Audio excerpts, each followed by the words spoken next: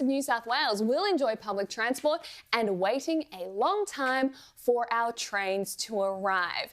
New data shows that since Chris Minns became Premier here in New South Wales, trains running on time have gone through the floor. Under the previous Liberal government, around 90% of trains ran on time. Now it's around 80%. That is a shocking collapse. And this comes after 2 years of industrial action by the unions, which has culminated in a 12% pay rise, extra allowances for things like removing dead animals off the tracks, and backdated pay back to May 2024 at that higher rate. I mean, seriously, Joe, I know you love Chris Minns. Of course I do. I know you do.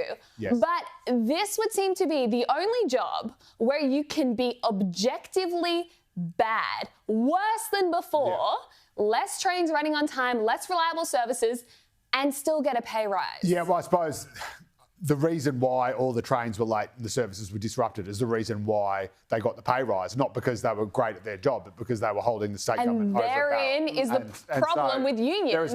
Capitulating to the unions would have an outcome. There's no question about that. But I mean, I'm pretty sure, I assume the huge drop in the on-time running performance is because of all that industrial actions where they went on not just strikes, but actual go-slows where they would only sort of work the bare minimum of services, wouldn't do any overtime, stuff like that. And that's obviously going to have a knock-on effect of performance. Kudos to you, Joe. You haven't done the John Graham and gone, it's all the Liberals' fault. It is all the Liberals' fault. We've been the government for 3 years, but it's the Liberals' fault. Just got a text message from Chris Minns. It's all the Liberals' fault. Right, thanks, Chris. But no, I'm sure Minns would be the first to admit that and say that hopefully that is all now. That industrial action only ended a few months ago, and hopefully that is now all behind us. And again, the unions might have been sort of too smart by half or played too hardball because they've sort of dealt themselves out of a job because now, as we know, the new metro trains that are going to be all the future of the Sydney rail network, they're all going to be driverless.